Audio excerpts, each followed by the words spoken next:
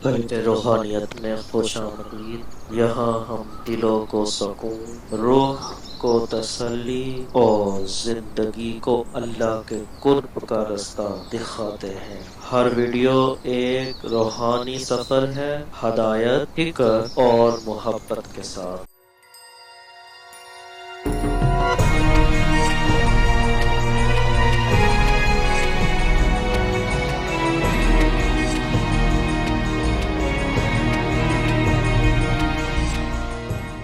اس کو پتہ ہے کس کو کیا دینا ہے اور اس کو وہ بہم پہنچا رہا ہے۔ انسان کو طرح طرح کے کھانے چاہیے، ایک کھانے سے یہ اکتا جاتا ہے۔ بھینس تو سویر شام دوپہر وہ چارہ ہی کھاتی ہے، کبھی نہیں اس نے کہا کہ کوئی ناشتہ تبدیل کر دو۔ سر جھکائے ہوئے وہ صبح بھی وہ کھا رہی ہوتی ہے، شام کو بھی وہ کھا رہی ہوتی ہے۔ لیکن انسان ہے وہ ایک چیز 2 دفعہ کھائے تو وہ کہتا ہے یہ تو صبح بھی لی تھی۔ سواد کری آئے جامع تغیر بھی ضروری ہے، کوئی رت ہو عمر بھر اچھی نہیں لگتی۔ اس کی طبیعت میں تنوع ہے، کبھی کہتا ہے کہ مجھے کھانے کے لیے میٹھا چاہیے، کبھی کہتا ہے مجھے نمکین چاہیے، کبھی کہتا ہے چٹکارے دار چاہیے، کبھی لحمیات کی آرزو ہوتی ہے، کبھی سبزیوں کی طرف اس کا دل مائل ہوتا ہے، کبھی کہتا ہے کہ نہیں آج میں نے یہ لینا ہے، آج میں نے وہ لینا ہے، اور میرے اللہ نے اس کے لیے سارے انتظام کر رکھے ہیں۔ اللہ اکبر۔ اور جس کو ایک چاہیے اس کو ایک ہی دے رہا ہے، اور جس کو جتنا چاہیے اس کو اتنا دے رہا ہے۔ ہمیں تو ہنڈیا کے لیے ½ کلو یا 1 پاؤ گوشت چاہیے ہوتا ہے، لیکن شیر کو میں نے افریقہ کے اندر لائیو ناشتے کرتے دیکھا ہے، اور وہ پورا ہرن جو ہے وہ ہڑپ کر جاتا ہے، اللہ روز اسے دیتا ہے۔ ہنس ایک پرندہ ہے، وہ سچے موتی کھاتا ہے، اور سچے موتی پنساری سے آپ لینے جائیں تو تولوں ماشوں میں ملیں، اور وہ بھی لاکھوں روپے میں، اور وہ بھی تیقن سے آپ نہیں کہہ سکتے کہ اس میں 2 نمبری تو نہیں ہے، یہ واقعتاً صحیح ہے، چونکہ آج کل تو یہ چیزیں چلتی ہیں۔ لیکن اس کو پیٹ بھر کے چاہیے ہوتے ہیں، صبح شام دوپہر۔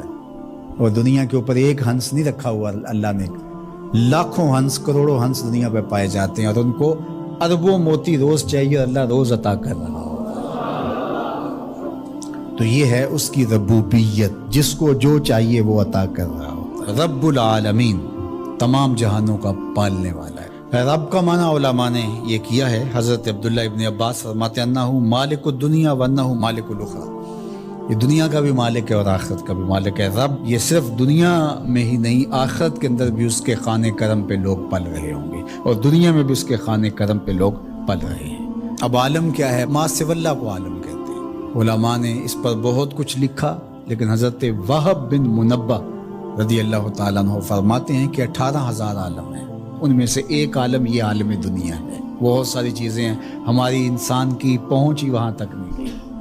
وما یعلم جنود ربک الا هو، اللہ کے لشکروں کو کون جانے؟ اللہ، وہی جانتا ہے اس نے کیا کیا پیدا کیا۔ انسانی مرغ عقل تھک کے گر جاتا ہے۔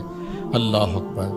تو کہا رب العالمین، تمام جہانوں کا پالنے والا۔ اچھا، یہاں رب المسلمین نہیں کہا گیا، رب المطیعین نہیں کہا گیا، رب المتقین نہیں کہا گیا۔ صرف نیکوکاروں کا، اچھے لوگوں کا رب ہو، جو نہیں مانتے وہ ان کا بھی رب ہے، جو انکار کرتے ہیں ان کا بھی رب ہے۔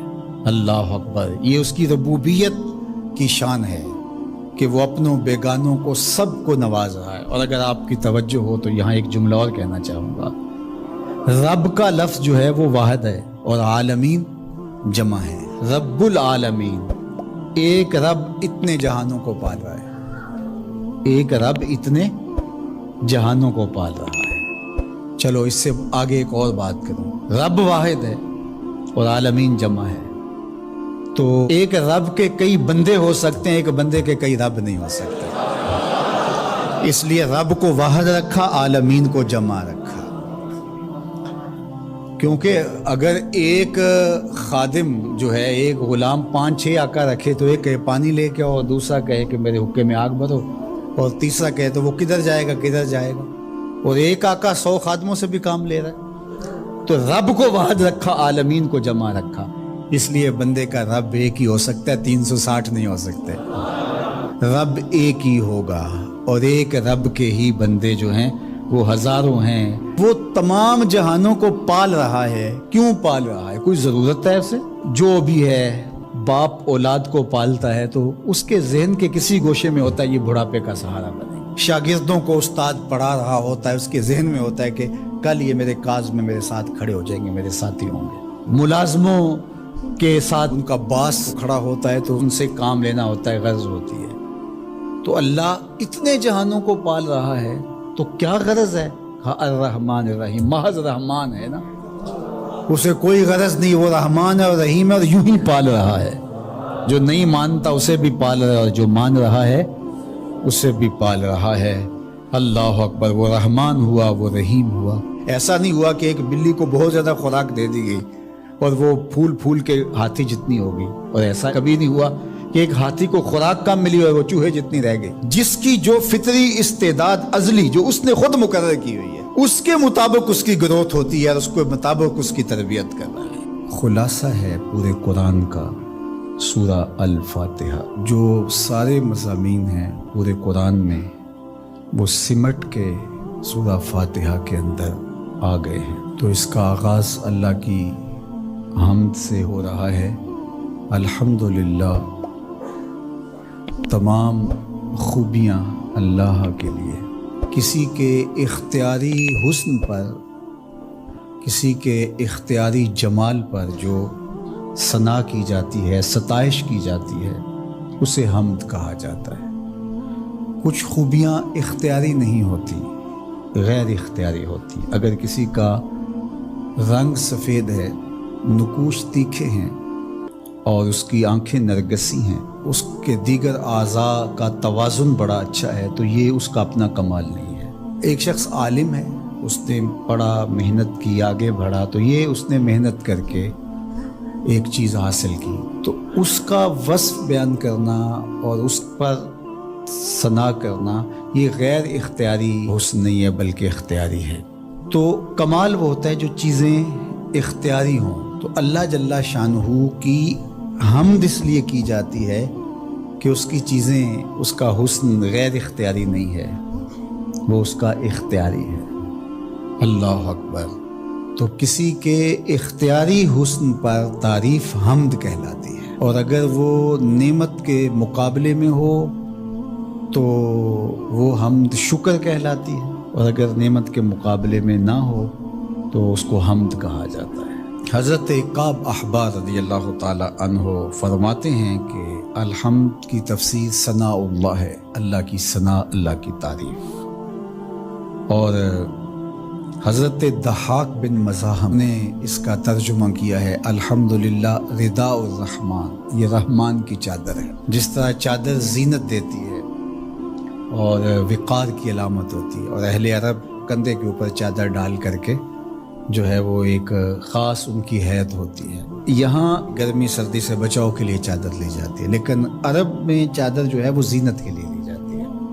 اور وہ آپ نے دیکھا ہوگا کہ عرب علماء یہاں کندھے پہ چادر رکھتے ہیں، تو وہ زینت کے لیے ہوتی ہے، ضرورت کے لیے نہیں ہوتی. تو اس لیے یہاں جو رداء الرحمن کہا گیا ہے تو الحمد رحمان کی زینت ہے، وقار کی چادر ہے. ثنا کی جتنی بھی قسمیں اور جتنی بھی صورتیں ہیں وہ اللہ کے لیے.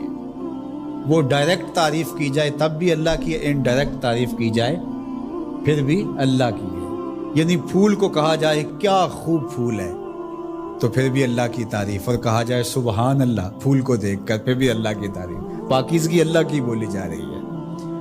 اور اگر اس کی درزوں کو، اس سے مہکتی نکلتی خوشبو کو، اس کے رنگوں کا جمال اور اس کی لطافت دیکھ کر کے کہ واہ کیا کھلا ہوا شگفتہ گلاب ہے، تو آپ گلاب کی تعریف کر رہے ہیں لیکن خالق گلاب کی تعریف کر رہے ہیں. یہ انڈائریکٹ تعریف. تو خوبی کی جتنی بھی صورتیں ہیں، چاہے وہ ڈائریکٹ ہو، چاہے وہ انڈائریکٹ ہو، چاہے وہ قولن ہو، رویتاً ہو، فعلاً ہو، جس طرح ہو، اللہ کے لیے. اس کی تم کیوں خوبیاں بیان نہیں کرو گے؟ الحمدللہ رب العالمین، وہ تمام جہانوں کو پالنے والا ہے. بسم اللہ الرحمن الرحیم. هو الذي جعل لكم الأرض ذلولا فامشوا في مناكبها وكلوا من رزقه وإليه النشور. أأمنتم من في السماء أن يخسف بكم الأرض فإذا هي تمور أم أمنتم من في السماء أن يرسل عليكم حاصبا فستعلمون كيف نذير ولقد كذب الذين من قبلهم فكيف كان نكير أولم يروا إلى الطير فوقهم صافات ويقبض ما يمسكهن إلا الرحمن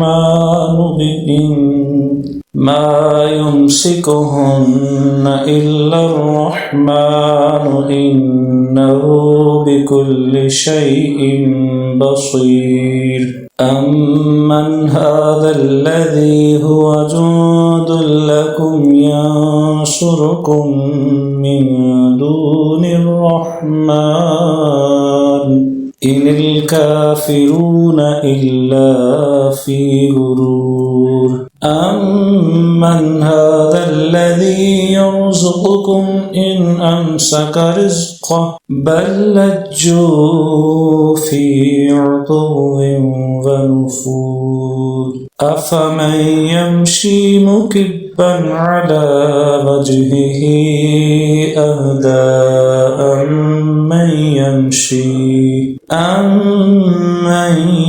يمشي سويا على صراط مستقيم قل هو الذي أنشأكم وجعل لكم السمع والأبصار والأفئدة قليلا ما تشكرون قل هو الذي ذرأكم في الأرض وإليه تحشرون ويقولون متى هذا الوعد إن كنتم صادقين قل إنما العلم عند الله وإنما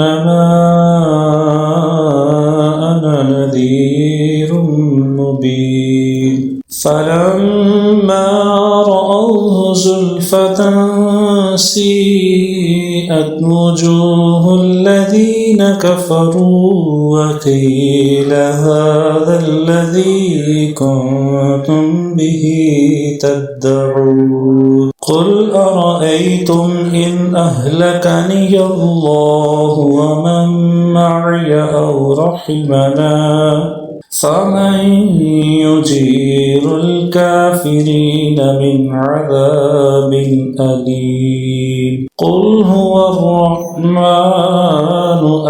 آمنا به وعليه توكلنا فستعلمون من هو في ضلال مبين قل أرأيتم إن أصبح ماؤكم غورا فمن يأتيكم بماء